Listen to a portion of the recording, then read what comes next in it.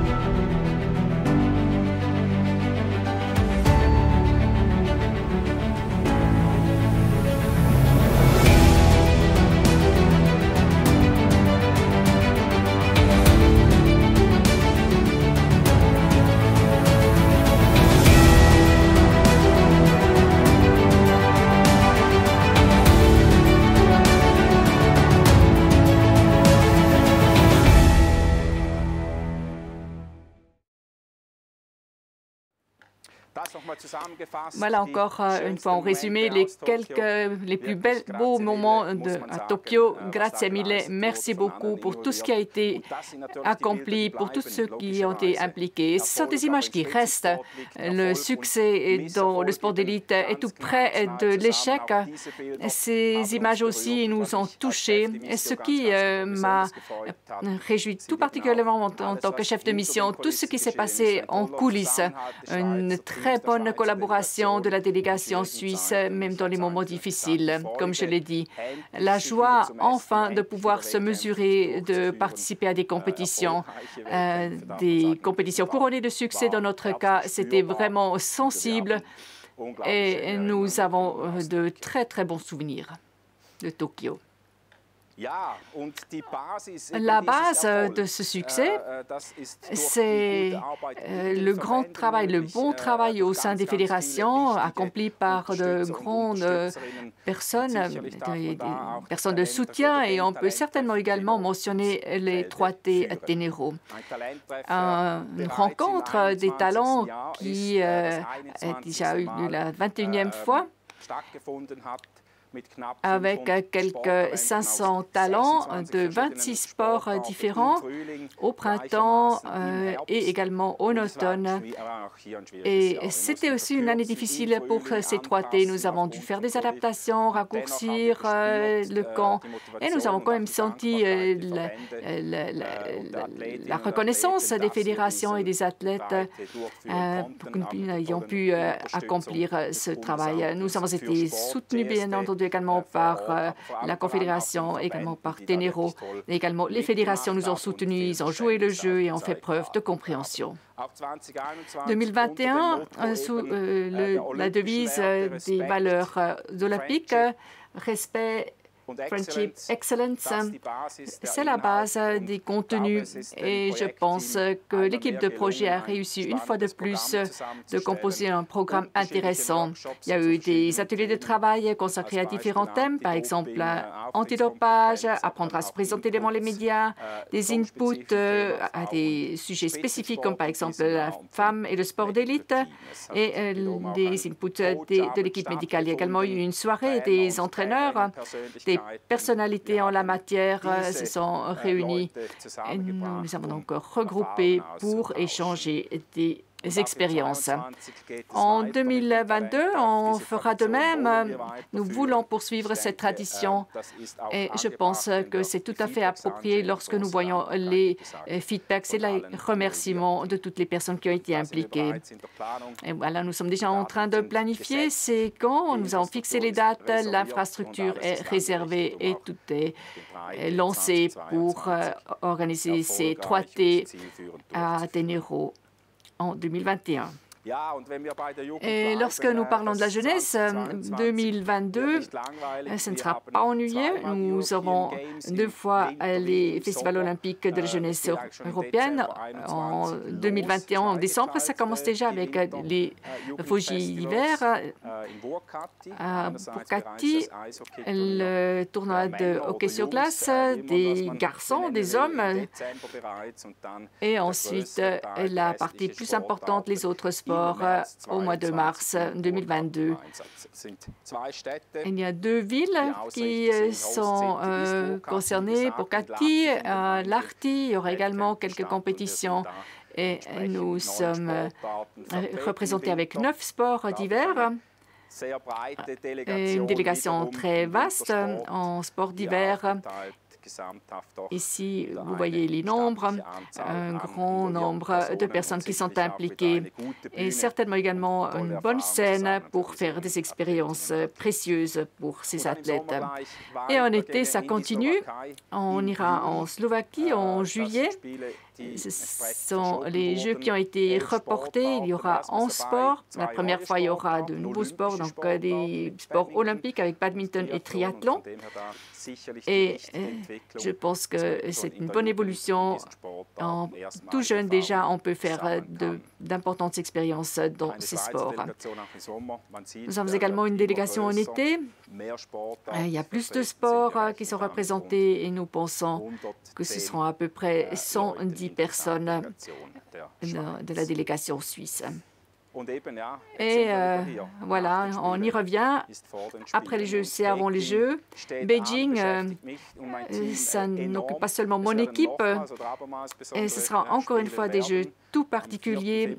Le 4 février, ça y est, 4 février 2022, nous allons entrer dans le Bird Nest. Vous connaissez ce lieu des Jeux de 2008 avec une grande délégation suisse.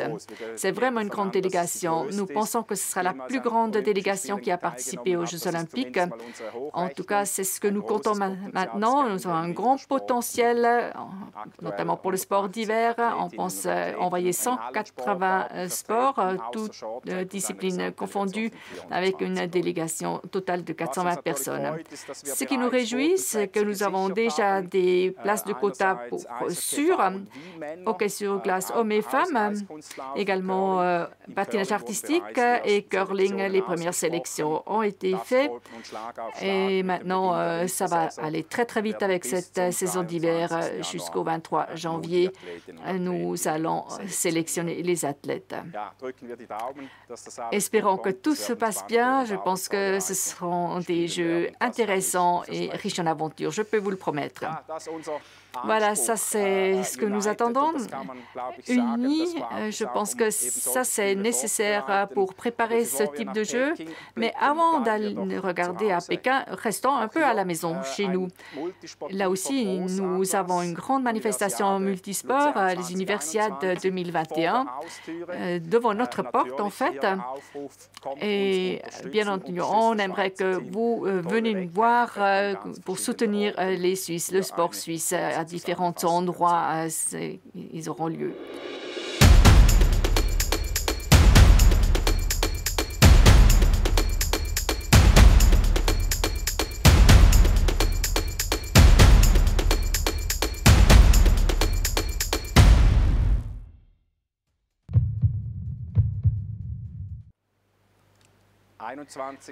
le 21 11 jusqu'au 23 décembre. J'espère que vous avez noté ces dates dans votre agenda. Nous vous remercions d'ores et déjà de votre soutien. Nous serons une grande délégation, nous serons représentant tous les sports. Ce n'est pas évident.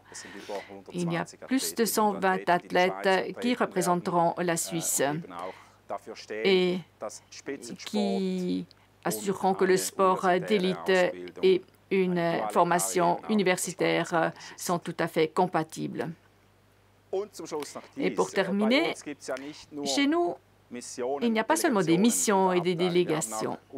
Nous avons également des projets. Un grand projet, c'est le Centre olympique suisse. Ça nous accompagne depuis quelque temps. Nous avons déjà parlé à plusieurs reprises. Une étape importante a été accomplie avec la décision de la variante. Lorsque je parle de l'équipe de projet, qui fait partie de cette équipe de projet dans la phase d'initiation? Nous avons des représentants de l'OFSPO, de Suisse Olympique. J'ai pu être le responsable du projet dans cette première phase. Et sur la base de cette phase, nous avons pu commencer les travaux. Nous voulons avoir un chez nous pour le sport d'élite suisse. Ça, c'est l'objectif. Les athlètes devront se situer au centre. Les entraîneurs soutiennent les experts qui sont eux-mêmes soutenus et soutiennent, et ceci sur la base des travaux de nos fédérations. Je pense que c'était la base pour élaborer ce modèle. Je ne vais pas parler en détail, il y aura un atelier de travail spécifique pendant le forum. On s'en occupera tout particulièrement de ce sujet, mais ça, c'est le travail de base a été fait pour ensuite soumettre ou discuter des variantes.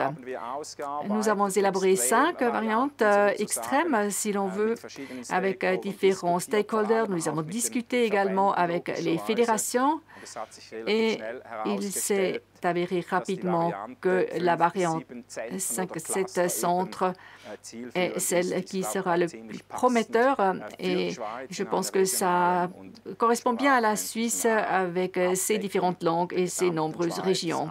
Ça permettra de couvrir tout le territoire suisse et permettra également des chemins courts pour nos athlètes.